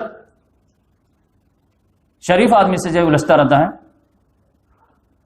تو بنو مخزوم کے جو ہے سارے لوگ کھڑے ہو گئے, وہ کھڑے ہوئے تو بنو ہاشم کھڑے ہو گئے. لیکن ابو جہلی نے کہا کہ دعو ہو ہمارا, ابو ہمارا کا چھوڑ دو, کیونکہ میں نے واقعی میں آج بہت بری بری گالی اس کے بھتیجے کو دیا تھا. تو اب اس کی وجہ سے تو ابھی تو حمیت تھی, بس جاہلی حمیت کے ہمارا رشتہ دار ہے, ہمارے بھتیجوں کو کیسے اس نے ایسا کر دیا. اب یہاں پہ جو ہے بھتیجے کو دار الندوہ سے دار الارقم تک خالی نیوز سنانے کے لیے آئے تھے کہ ہم تمہارا جو بدلہ لے لیا آج، لیکن اتنے ہی میں آتے آتے راستے میں جو ہے اللہ تعالیٰ نے سینہ کھول دیا۔ اب محمد صلی اللہ علیہ وسلم بتا چکے ہیں کہ ہر انسان کا دل جو ہے اللہ تعالیٰ کے 2 انگلیوں کے بیچ میں جب چاہے پلٹ دے۔ جیسے آئے ہیں تو وہیں سے ڈیسائیڈ کر کے آئے ہیں، گیٹ ٹھکٹھکائے ہیں، کھلے ہیں، بولے کہ یا رسول اللہ میں نے تو آپ کا بدلہ لے لیا ہوں اس سے، لیکن میں بدلہ لیا تھا اس وقت حمیت کے بیس پہ، اب میں آپ کی مدد کرنے کے لیے تیار ہوں اسلام کے لیے، اور اشہد ان لا الہ الا اللہ و اشہد ان محمد رسول اللہ۔ تو سارے لوگ جو ہے خوش ہو گئے تم، کیونکہ بنو ہاشم یہ جو ہے حضرت حمزہ رضی اللہ تعالیٰ عنہ پورے قریش میں سب سے زیادہ طاقتور تھے، ان سے کوئی نہیں الجھتا تھا، لہذا یہ ایمان قبول کر لی۔ اب اس کے بعد جو ہے حضرت عمر فاروق رضی اللہ تعالیٰ عنہ جو ہے ان کو لگا کہ یہ تو بہت زیادہ معاملہ کلکل ہو گیا، یہ 5-6 سال سے تو قریش جو ہے لوز ہی لوز ہو رہا، ہر گھر میں ٹینشن ہے، ہر گھر میں ٹینشن ہے۔ کیا کیا ٹینشن ہے وہ قریش والا جب میں لیکچر لوں گا تو پورا ایک ایک کر کے بتاؤں گا، ان کا اصل پرابلم اندر کیا تھا۔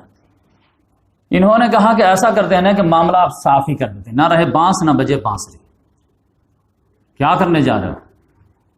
یہ محمد صلی اللہ علیہ وسلم بھی میں ہاتھ ڈال دیتا ہوں، اور پھر میں اپنے آپ کو ابو بنو ہاشم کے حوالے کر دوں گا تاکہ وہ بھی مجھے قتل کر دیں۔ اس 2 کے قتل سے فائدہ یہ ہوگا کہ پورا قریش بچ جائیں گے۔ تو اب یہ 2 کا قتل آسان ہے بقیہ پورے قریش کو بچانے کے لیے، بڑی مصیبت کے مقابلے میں چھوٹی مصیبت گنوارا ہے۔ یہ بہت کڑک نوجوان تھے، اہمیت والے نوجوان تھے، لہذا انہوں نے تنہائی میں ڈیسائیڈ کیا، اب فوراً جو تلوار لیے اور نکل پڑے تو ایک دم جو ناک منہ پھلاتے ہوئے، چلنے کا انداز ہی الگ تھا۔ سب لوگ دیکھ رہے ہیں کہاں جا رہے بھائی، کہاں جا رہے، لیکن کسی کی ہمت تو تھی نہیں جلدی۔ لیکن ان کو جو ہے نعیم بن عبداللہ، یہ انہی کے خاندان کا تھے، یہ اندر سے اسلام قبول کر لیے تھے لیکن ان کو پتا نہیں تھا، ان کی بہن بھی ایمان قبول کی تھی، ان کے بہنوں بھی، لیکن سب ان کی وجہ سے ڈرتے تھے۔ اس نے دیکھا ارے معاملہ گڑبڑ لگ رہا، بہت تیز دماغ کے تھے، فوراً بھاگ گئے کہ کچھ غلط نیت سے جا رہا ہے۔ انہوں نے کہا ادھر اب بیٹا کہاں جا رہے ہیں؟ کہا کہ یہ جو معاملے کا پورا جو ہے پرابلم کا جڑ ہے نا، اسی کو صاف کرنے جا رہا۔ کہا کہ تم اتنے آسانی سے بول دی کہ بنو ہاشم تم کو چھوڑ دیں گے؟ کیا بنے چھوڑیں گے کہ ہم ان کو خود ہی حوالے کر دیں گے تاکہ ہم کو جو صاف کر دیں۔ اب مجھے تو لگتا ہے کہ تو بھی دین بدل لیا۔ ایسا کر کے پھر نکل گئے، جیسے نکلنے کا پھر ہاتھ پکڑے، کہا کیا مطلب؟ کہا کہ محمد کو سنبھالنے سے پہلے اپنے گھر تو سنبھال، گھر والے سنبھلتے نہیں، بنو ہاشم کو سنبھالنے چلے۔ What do you mean? کیا مطلب تمہارا؟ ارے تمہاری بہن کی خبر ہے، تم کو بہنوئی کی خبر ہے کیا؟ وہ دونوں تو ان کا کلمہ پڑھ رہے ہیں اور تم ان کو قتل کرنے چاہ رہے ہو، گھر پہ زور نہیں چلتا تو باہر سے جمانے جا رہے ہیں۔ اور یہ سننا تھا کہ پورا جو ہے آگ بگولا ہو گیا۔ آپ جا رہے تھے دار ارقم، گھر کے بہنوئی کی طرف، اب فوراً جو پہنچے گیٹ پہ تو وہاں پہ اندر جو ہے خباب بن عرت، سعید بن زید جو حضرت عمر رضی اللہ بہنوئی تھے، فاطمہ بنت خطاب، لیٹسٹ میں جو ہے سورہ طٰہٰ نازل ہوئی تھی، یہ جو میں شروع میں تلاوت کیا تھا، تو وہ ان کو سکھا رہے تھے کیونکہ پی پی کال چلتا تھا، طٰہٰ ما انزلنا علیک القرآن، دونوں شوہر بیوی ان سے سیکھ رہے تھے، غلام سے جو ہے دونوں آقا سیکھ رہے تھے۔ اب یہ بھن بھن کی تو آواز آ ہی جاتی ہے، ساؤنڈ پروف تو تھا نہیں معاملہ۔ گیٹ جیسے ٹھکٹھکائے ہیں، کون؟ عمر، ارے حالت خراب سب۔ اب کسی کی حالت خراب ہے، خباب بن عرت کی تو حالت خراب ہونی تھی، وہ تو جلدی سے اندر گھس گئے بالکونی میں، بیڈ روم میں، اور فاطمہ جو تھے جو کاغذ میں لکھا ہوا تھا اس کو اندر جو ہے کوئی جو ہے گدا ادا کے اندر ڈال دی، اور پھر آرام سے ریلیکس موڈ میں آ کر کے جا کے گیٹ کھولی، یا سیدی یا حبیبی، ایک دم پولائٹ وے میں، فوراً جھٹکے کیا چل رہا تھا؟ ما حاصل ہے التی سمعتها عندکما، یہ بھین بھین کی آواز کیا آ رہی تھی، کیا میں سن رہا تھا؟ تو بہن نے کہا کچھ نہیں، ہم لوگ آپس میں شوہر بیوی بات کر رہے تھے۔ نہیں جھوٹ مت بولو، مجھے پتا چلا ہے کہ تم دونوں صحابی ہو گئے، دین سے پھر گئے ہو۔ تو سعید بن زید نے کہا کہ یا اخی، اے میرے بھائی، ان کان الحق فی غیر دینک، اگر حق بات اگر آپ کے دین کے علاوہ دوسری جگہ ہو تو اس کو دین قبول نہیں کر سکتے کیا؟ تاب ان کو لگا تاب بات صحیح ہے، آپ تو خدا کے دشمن پٹک دیے اب پھر مارنا پیٹنا شروع کر دیے۔ جب شوہر کو مار کھاتے دیکھے تو پھر فاطمہ رضی اللہ تڑپ گئی، اب وہ فوراً آئے چھڑانے کے لیے، یہ کیا چل رہا؟ لیکن وہ جیسے ہاتھ پکڑے ایسا ہاتھ جھڑک کر کے منہ پہ تماچا مارے کہ وہ وہاں جا کے گری۔ وہ صنف نازک کہاں عمر بن خطاب پہلوان آدمی، اس کے چہرے سے پورا جو خون گرنے لگا، لیکن خون جب گرا ہے شوہر کو جو ہے چھوڑ نہیں رہے تھے وہ، تب فوراً جو ایسا جملہ بولے کہ اس کو کل کر کہا یا عدو اللہ ان کان الحق فی غیر دینک فاشهد ان لا الہ الا اللہ وان محمد رسول اللہ۔ اب جو کرنا کرو، کیا کر لو گے تم؟ کہ اللہ کے دشمن اگر حق بات تمہارے دین کے علاوہ دوسرے دین میں ہے تو میں اب تمہارے سامنے جب منہ پہ پڑھتی ہوں کہ اللہ کے علاوہ کوئی الہ نہیں ہے، محمد اللہ کے رسول ہے، جو کرنا کرو۔ یہ جملہ سننا تھا کہ عمر رضی اللہ تعالیٰ نے بولے کہ مطلب ایسا تھا کہ ختم ہو۔ ختم کیوں ہو گئے؟ کہ جس عمر کے سامنے کوئی آدمی اونچی آواز میں بات کرنے کی جرت نہیں کرتا ہے، بڑا بڑا سردار ہل جاتا ہے، یہ صنف نازک کے اندر کس نے بارود بھر دیا کہ یہ موت کے لیے تیار ہو جاتی، عمر کے سامنے جیسے بات کرتی۔ بہن نے عمر کو کہہ دیا، اب عمر تو ختم ہو گیا، اب بچا کیا اس کے پاس، لہٰذا پورا سائلنٹ ہو گئے، شرما گئے، چھوڑے ان کو، آ کر کے بیٹھے۔ بہن کے چہرے سے خون گر رہا تھا، ایک عورت پہ ہاتھ اٹھانا ایک شریف مرد کے لیے، غیرت مرد کے لیے تو یہ بہت ہی انسلٹ کی بات ہے، کیونکہ مرد کی مردانگی تو وہی ہے کہ عورت ان کی پرسنالٹی کو دیکھی کہ رسپیکٹ کرے اور اسے جو ہے احترام کرے۔ اب یہاں تو تم منہ در منہ بات کر لی تھی، اور اس نے ڈال کہا تمہارے خواہش کے باوجود میں قبول کرتی ہوں، تم کو جو کرنا کر لو، کیا کر لو گے؟ تو جب جو ہے چہرے سے خون گرتے دیکھا ہے تو رومال لے کر کے پوچھنے بھی گئے، پوچھنے گئے تو انہوں نے فوراً کہا جدے انی اپنا ہاتھ دور رکھو مجھ سے، اور پھر شوہر کے ساتھ عورتیں ہیں قریب ہو کے بیٹھ گئی، اور بالکل سناٹا چھایا ہوا تھا۔ اب خباب بن عرت اندر سے دیکھ رہے تھے کیا معاملہ ہو رہا، جب بہنوئی کو نہیں چھوڑا، بہن کو نہیں چھوڑا تو ہم کو کہاں چھوڑے گا؟ آ کر کے جیسے بیٹھے ہیں کہ اچانک اسی کاغذ پہ نگاہ پڑ گئی، وہ جو چھپائی تو چھپائی ایسے تھے کہ وہ لڑائی جھگڑے میں جو ہے وہ باہر نکل گئے، ان کی نگاہ پڑ گئی، تو وہ فوراً جب اٹھانے کے لیے اٹھے کہا تھا فاطمہ نے پھر پکڑ لی اس کو، یہ نہیں دوں گی، تو انہوں کھڑے ہو کے کہا نہیں لاؤ دو مجھے، کہ نہیں، تو انہوں نے کہا قد وقعت فی قلبی ما تقول، تو جو بات بولی نا وہ میرے دل میں آ چکی، دلا۔ تو وہ شوہر سے آئی کانٹیکٹ کی، کیا دے دیں؟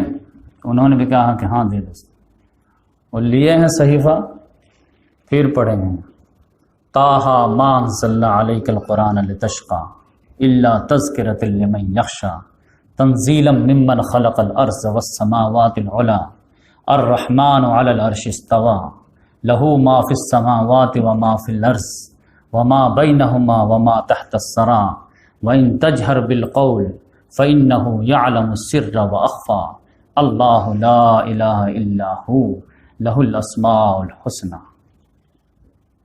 یہ دونوں تو سوچ رہے تھے کہ ابھی پڑھ ہی رہا اب کیا ہوگا، پڑھتے پڑھتے میں ادھر آئی کانٹیکٹ کیے اور اتنا بہترین جملہ بولے کہ دونوں کھلکھلا کے ہنسنے لگے، پورا غم ختم ہو کر کے چہرے پہ خوشی آ گئی، بولے من ھذا فرت قریش، قریش والے ایسا کلام سے بھاگ رہے ہیں۔ فوراً بہن دوڑتی اور یا سیدی یا حبیبی یہ وہ دم، پھر بولے نہیں آگے بھی مجھے پڑھنے دو، اور پھر وہاں تک پڑھے جہاں تک میں پڑھا ہوں، اننی انا اللہ لا الہ الا انا فاعبدنی واقم الصلاۃ لذکری۔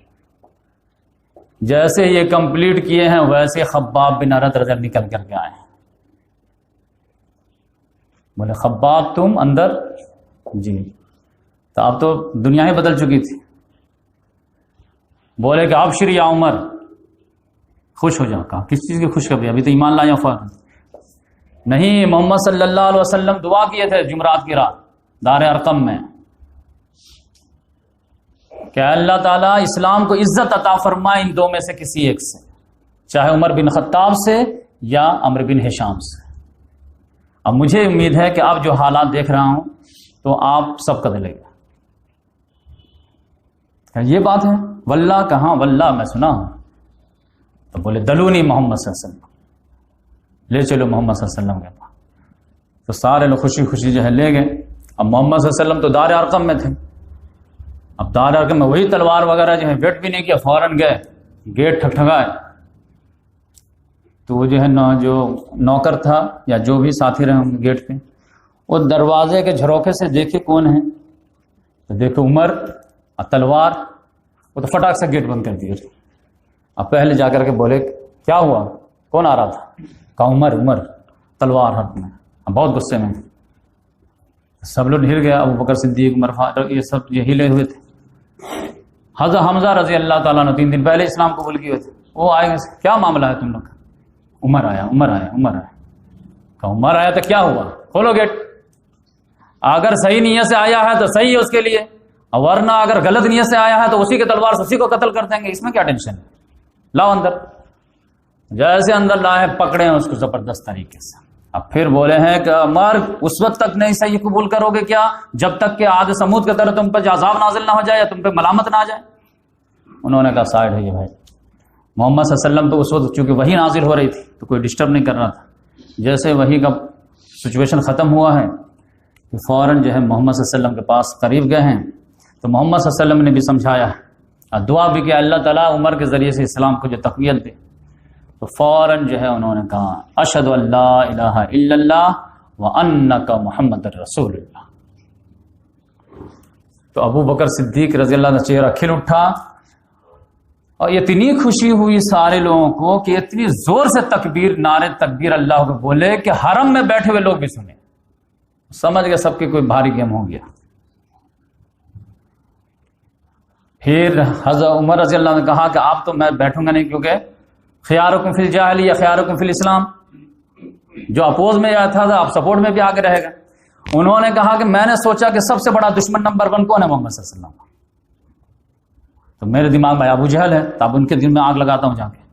وہیں سے آئے فوراً تلوار لیے ہوئے، گیٹ کھٹکھٹائے، کھولا، عمر اہلا وسہلا، لیکن کہا اہلا وسہلا بعد میں، علم تعلم انی اسلم، کیا تم کو معلوم نہیں کہ میں اسلام قبول کر لیا ہوں؟ کہا تو اسلام قبول کر لیا؟ اور بھانجا تھا، ایسا تعجب سے دیکھا، تو اسلام قبول کر لیا؟ لا تفعل بل فعلت، ایسا مت کر، نہیں میں کر چکا۔ فوراً گیٹ بند کر دیا اور کہا ویحک اللہ ویحک بما جئت بہ، تباہی ہو تم پر بھی اور جو تو لے کر کے آیا۔ گیٹ بند کر کے چلا گیا، کھسیانی بلی کھمبا مجھے کیا کر سکتا تھا۔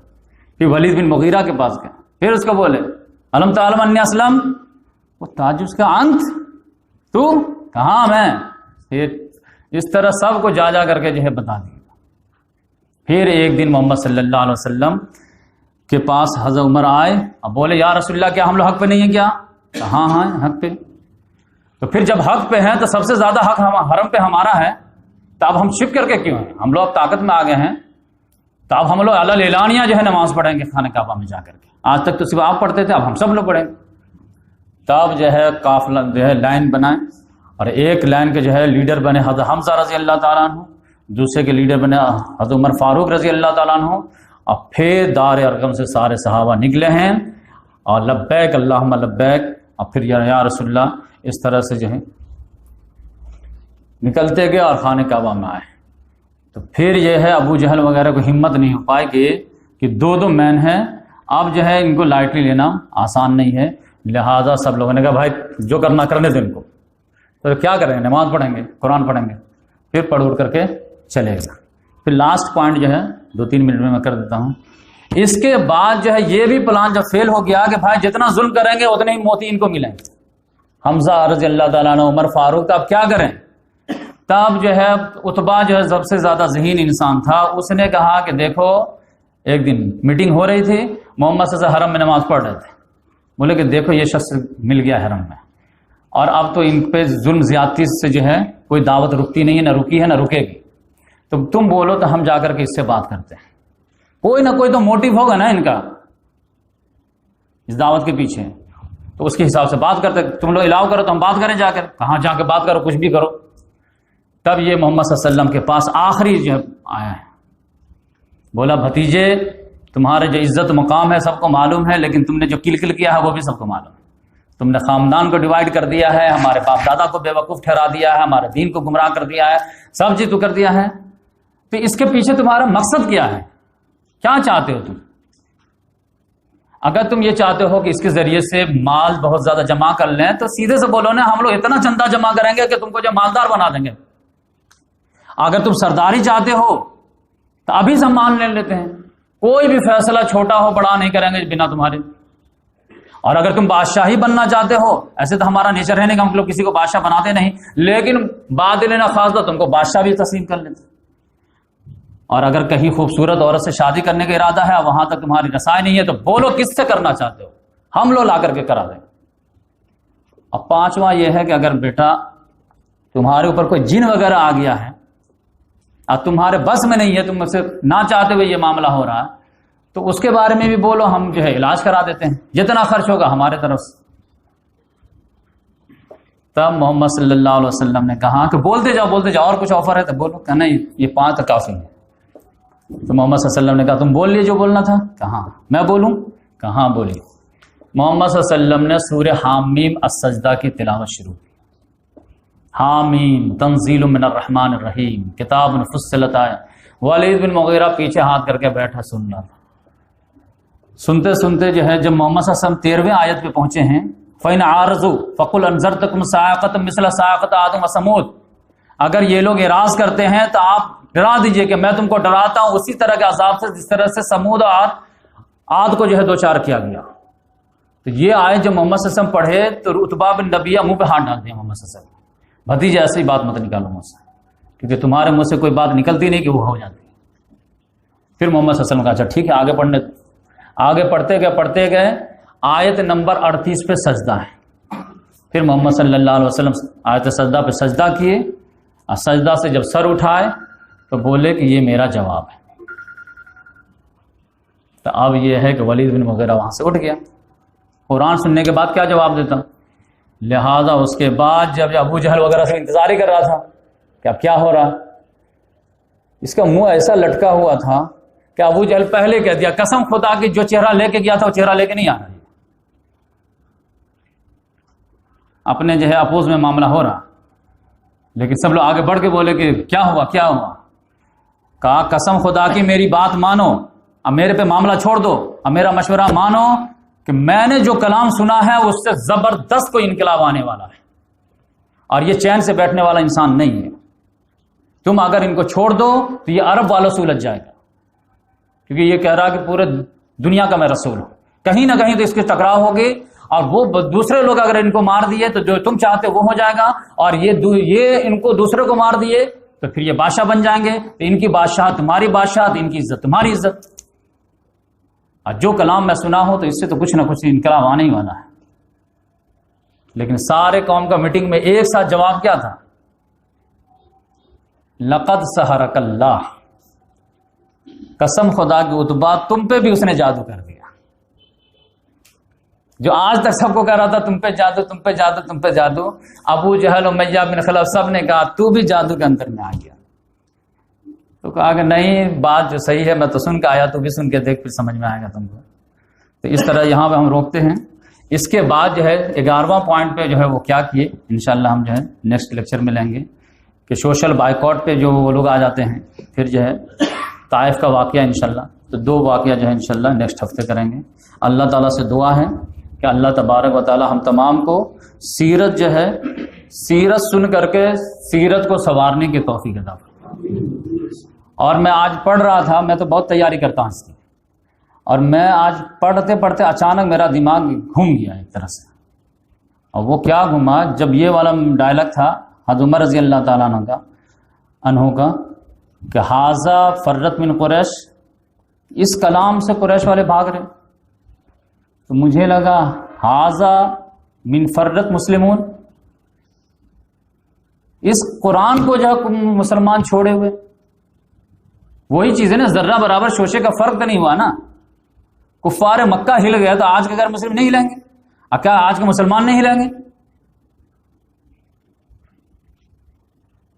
تو اس لحاظ سے معجزہ ہمارے ہاتھ میں موجود ہے. اب اللہ تعالیٰ نے موسیٰ علیہ السلام کو کہا تھا کہ فرعون تمہارے پیچھے دوڑا رہا، آگے سمندر ہے، پیچھے لشکر ہے، تو کیا کریں؟ اللہ تعالیٰ نے کیا کہا کہ ڈنڈا مارو سمندر پہ، اسی ڈنڈے سے ہم سمندر پھاڑ کر کے راستہ دے دیں گے. اب اگر ڈنڈا مارتے ہی نہیں تو نہیں، اس سے کیا ہونے والا ہے، تو پڑے رہو تب. تو اللہ تعالیٰ کا عصائے موسیٰ تو ہے ہاتھ میں، لیکن کوئی اس کو استعمال ہی نہیں کرا تو کیا ہوگا؟ تو کسی کا ظاہر بنتا ہے تو باطن نہیں بنتا، کسی کا باطن بنتا تو ظاہر نہیں بنتا. جبکہ تمام پرابلم کا علاج اللہ تعالیٰ نے قرآن میں دیا تھا. دنیا میں جتنی بھی گمراہی کے جتنی بھی شیڈز ہیں، سارے کا علاج اللہ تعالیٰ نے قرآن میں دیا تھا.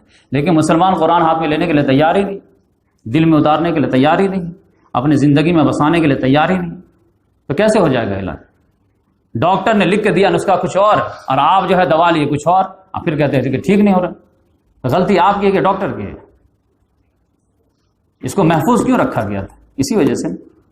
اس وجہ سے اللہ تعالیٰ سے دعا کرتے رہنا چاہیے کہ اللہ تبارک و تعالیٰ ہم تمام کو قرآن مجید کے ذریعے سے جو ہے دعوت اور اصلاح کا کام کرنے کی توفیق عطا ہو. سبحان اللہ بحمدہ، سبحانک اللہم ونشہد ان لا الہ الا انت ونستغفرک ونتوب